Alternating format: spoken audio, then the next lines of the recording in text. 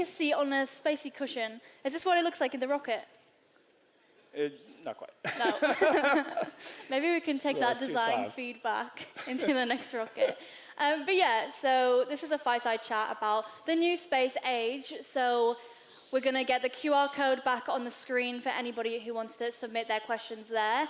And we've also got mics, I believe, traveling around. So it's kind of hard to see over here, but if anybody has a question, just shout. Maybe, do we have any questions? Raise hands. Do we see any?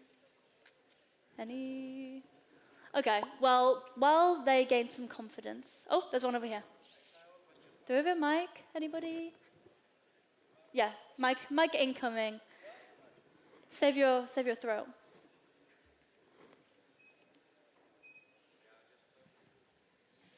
Okay. Just a quick question for Aleš. Actually, like, how strict are the prerequisites for going to space? Like the physical prerequisites. You mean for the person? Yeah. Yeah, for the person. Well, it depends on the spacecraft because previously even European astronauts, but also US astronauts launched on Soyuz spacecraft. It's pretty tiny, and the seats the whole space is pretty cramped, and you were given basically custom mold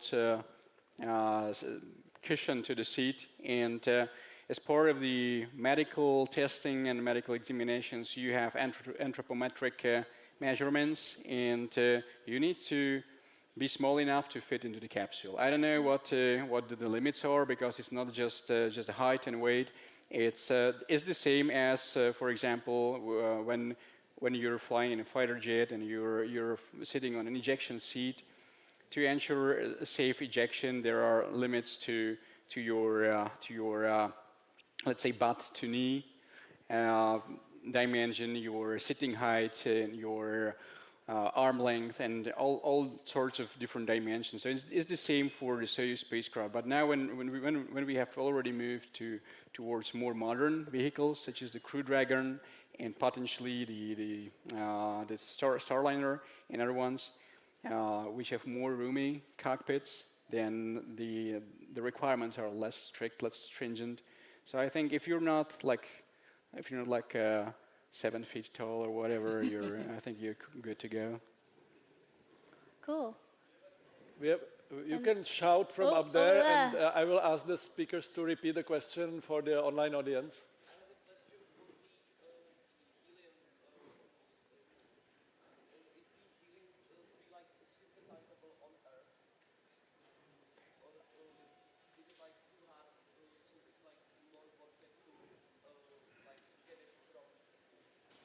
Right, so the question was whether or not helium-3 can be made on Earth, and it can be made on Earth. It is very hard to do. It comes from the decay, the radioactive decay of something called tritium, which is the main use of tritium in the world is to make nuclear weapons, to make hydrogen bombs. But it's radioactive, so over the course of time, it decays into helium-3. It cost more than $20 million a kilogram in order to make helium-3 that way, because it requires nuclear reactors. So, good question. It's a question that we get a lot. How is that comparable to going up to the moon and mining it? Does that come like, it's more affordable to do all that than it is to mine it here? It is, because it is so abundant. Wow. Now, we need these heavy lift landers first in order to come online, but that should happen in a few years. Yeah, interesting. Okay, any more questions for the astronauts and astronaut trainees? Yeah. Yes. Yeah.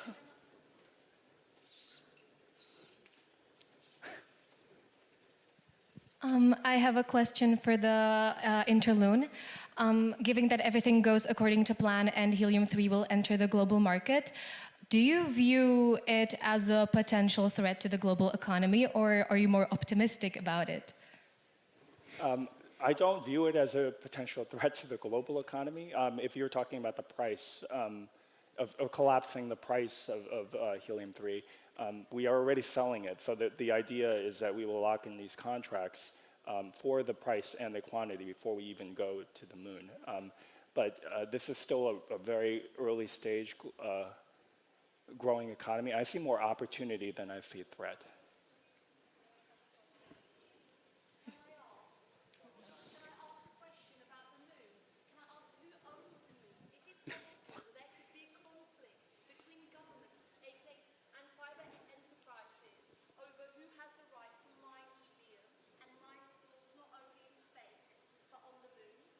Okay, so the question was whether or not there could be conflict and who owns the moon, really.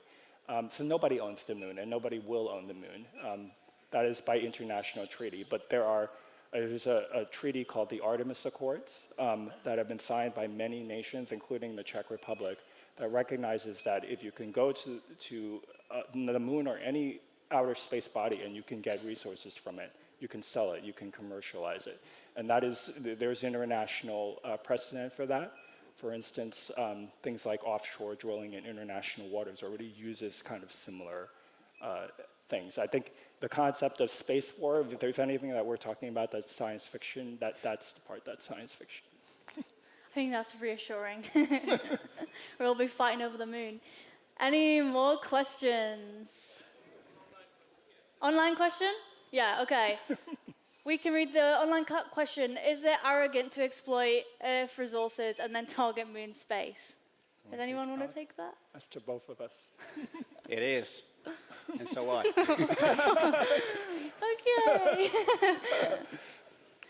But what I find interesting is obviously we're getting to the point now where the Earth is very much overpopulated, kind of like everybody's here. There's all these commercial bits where either we get our population in order, or the other science fiction idea is going elsewhere. And when the Earth becomes too much, maybe elsewhere is better. And I think that helps us on Earth. Like, you're talking about making a sustainable future. It's not just tackling the moon and claiming it or anything like that. So, I mean, we do a lot of mining on the Earth and it's messed with the Earth, but space is so huge.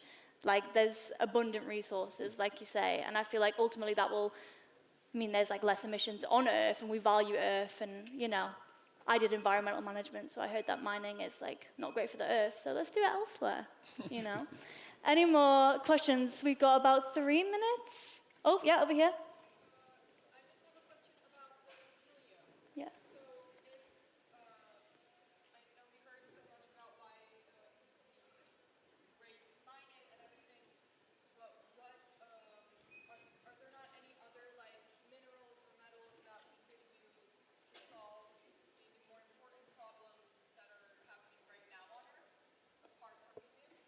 Yeah, so the question was whether or not there are not more important things or important minerals and metals that we can do on Earth. And of course, there are very important things. There's a lot of important things in the world. These are not mutually exclusive things. Like we are 8 billion people on Earth. We're a huge economy. That we need to be focused on many things for a sustainable future. It is not a single solution. Any more? Yeah, over here. Oh, there's a couple now. Yeah, so I have a question. How long do you think it will take to go from mining on the moon to mining on asteroids? Because there are a lot of metals on them. There are other companies that are doing that. One of those engineers or founders could have easily given the talk about asteroid mining. It's not what I'm doing, but it's happening just as we speak. There are missions that are being planned and sent to asteroids to do very similar things, but for not helium-3, for metals. That's interesting. That's a good talk idea for next year. Where were those questions? Over here? Up, up, up, up, up. Shout. Ah!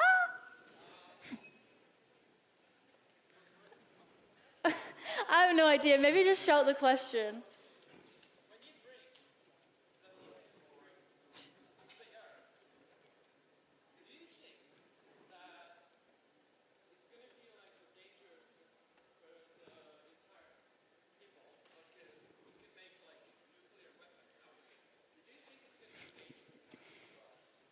So the question was whether you can make weapons out of helium-3, and you cannot. It's helium. It doesn't react with anything, but it is very useful for some things that I talked about. Cool. 50 seconds. Who wants to be quick? Yeah.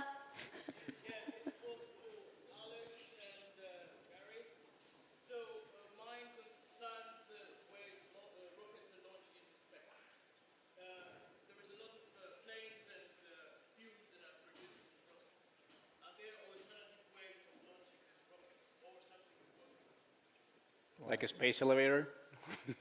Or the question is if there's a more cost-effective way of launching people and cargo to space apart from chemical fuel-based rockets, right? Well, I don't think at the moment the technology is not there yet, because there's, for example, there are ion engines which are more efficient, but they just don't have the thrust. And the single thing, or the most important thing you need is to have a greater thrust than is the mass of the vehicle. So right now there is no feasible option other than chemical-fueled rockets, unless I'm wrong. Yeah, and I will point out, for example, for that very reason, New Shepard uses hydrogen and oxygen, and when it burns, it makes water for that very reason. That's really cool. So there are more sustainable options. Okay, we're actually over, so I'm sorry, guys. But our speakers will be hanging around, so if you have any more questions, you can definitely catch them wherever you might find them. And yeah, that is it for our Fireside Chat. So thank you so much, guys. Thank you. Thanks. Thank you.